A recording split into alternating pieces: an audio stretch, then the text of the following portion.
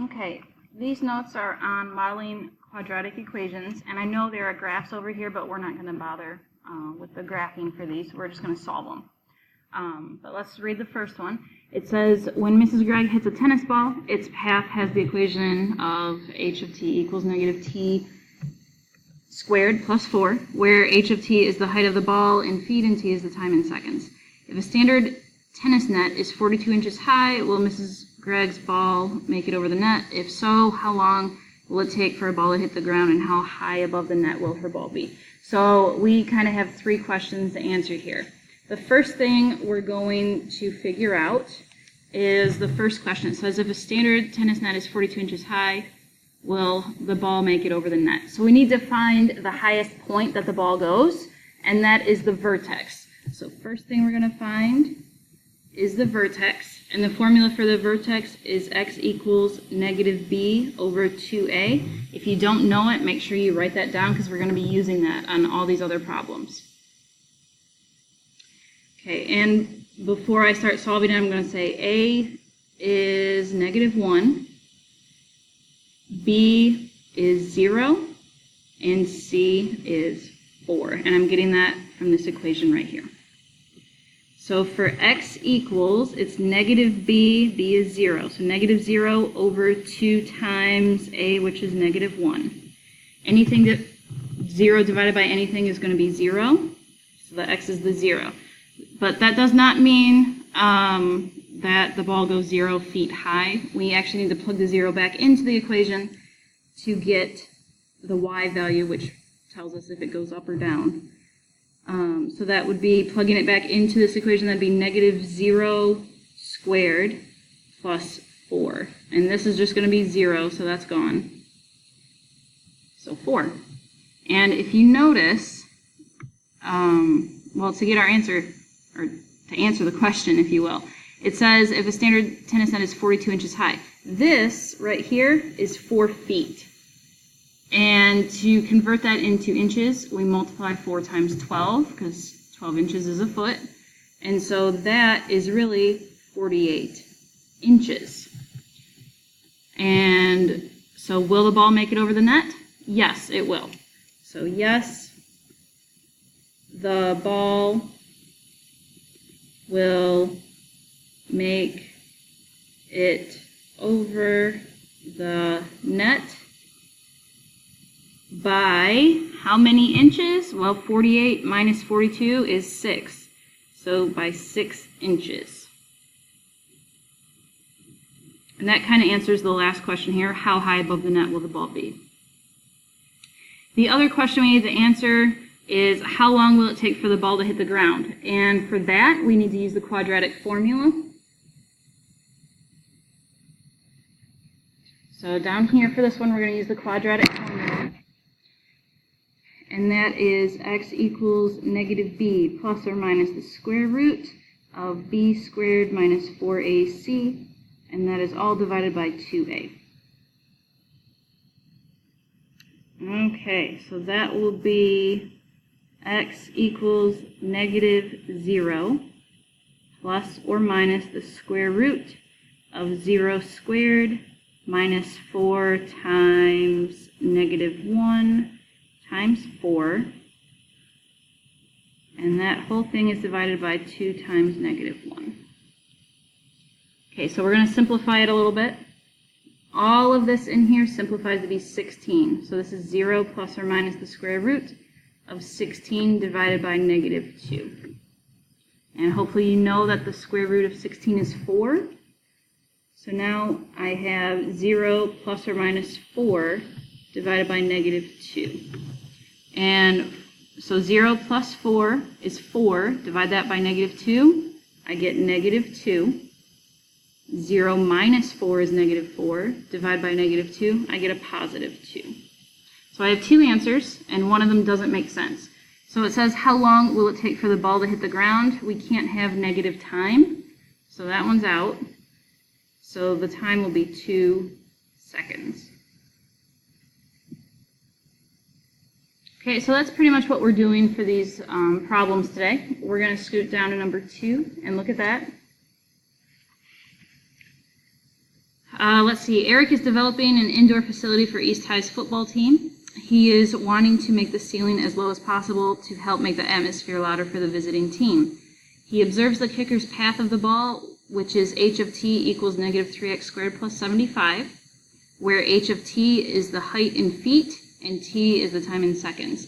How low can the ceiling be so that it does, sorry, I can't read, so that it does not interfere with the kicker's ball, and how long does it take for the kicker's ball to land?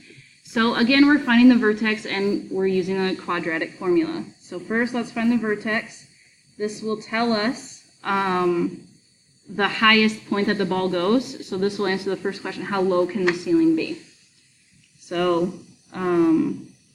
A is negative 3, B is 0 again, and C is 75.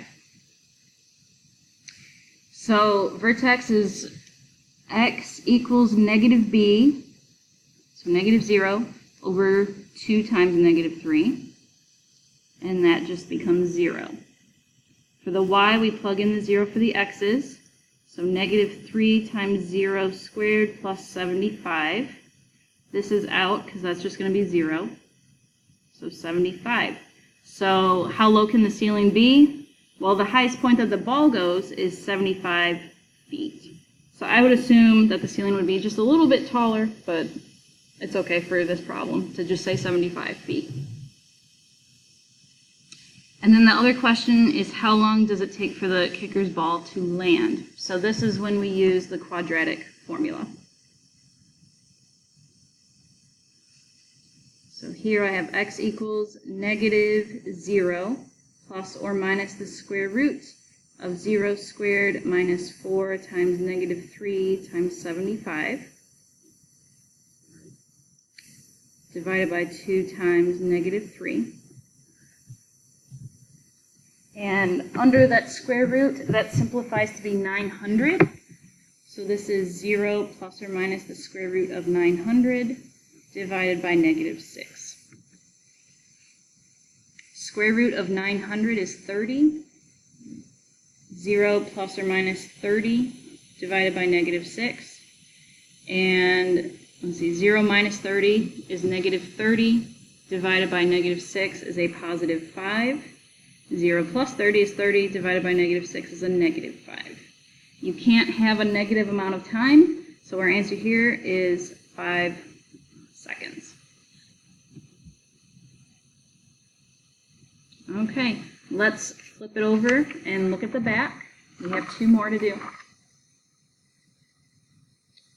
Okay, number 3. Batman is wondering how high of a wall he can throw his rope over.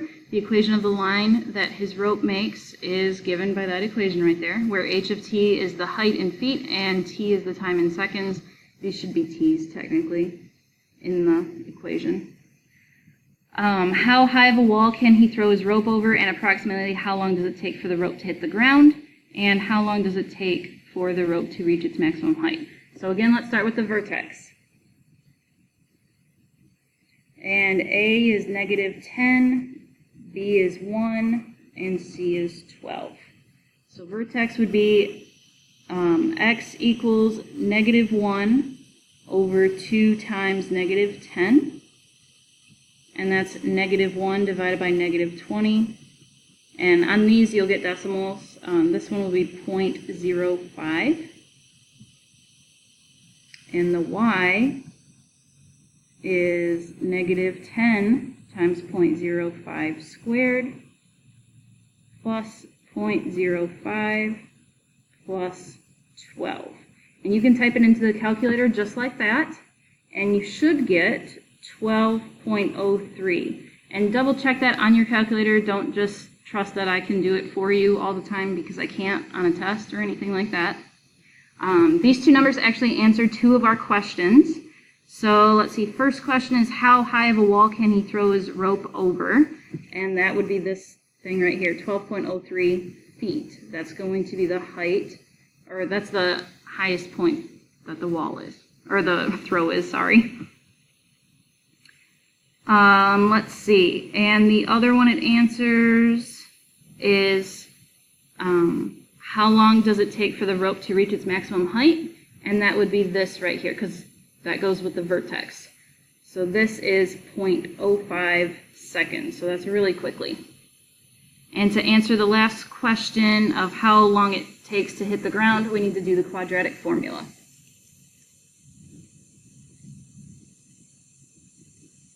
And so that will be x equals -1 plus or minus the square root of 1 squared, sorry, that's a 2, minus 4 times -10 times 12. And divide that by 2 times -10. And if you type this into your calculator correctly, you will get 481 inside there. So -1 plus or minus the square root of 481 divided by -20. The square root of 481 is 21.93. And the two numbers that you get, so when you type this into your calculator, make sure you do the top, hit enter, and then divide by -20. Don't do it all in one step. But if you do that correctly, you will get -1.05 and 1.15. And we can't have a negative amount of time, so 1.15 seconds is how long it takes to get to the ground on the other side. Okay, we have one more. Abigail tosses a coin off a bridge into the stream below. The distance in feet the coin is above the water is modeled by the equation given, where x represents time in seconds. How long will it take for the coin to hit the water, and how high does the coin get before it hits the stream? So again, we're finding the vertex, then we're doing the quadratic formula. So x equals, and let's see, A is -16, B is 96, and C is 80. So -96 divided by 2 times -16. This is -96 divided by -32, and that is 3. Okay, that's not the answer to either of those questions, so I'm going to take this and plug it in. So -16 times 3 squared plus 96 times 3 plus 80. And if you type that in correctly to your calculator, you should get 224. And in this case, it is feet. So that's the highest point that it reaches. And now we do the quadratic formula. So x equals -96 plus or minus the square root of 96 squared minus 4 times -16 times 80 divided by 2 times -16. This simplifies to be kind of a large number. So -96 plus or minus the square root of 14,336. Oops, sorry. And then square root of 14,336 is, where do I want to write this? So -96 plus or minus 119.73 divided by -32.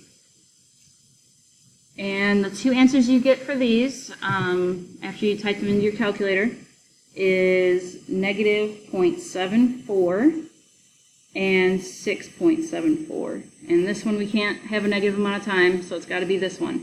6.74 seconds is how long the coin is in the air.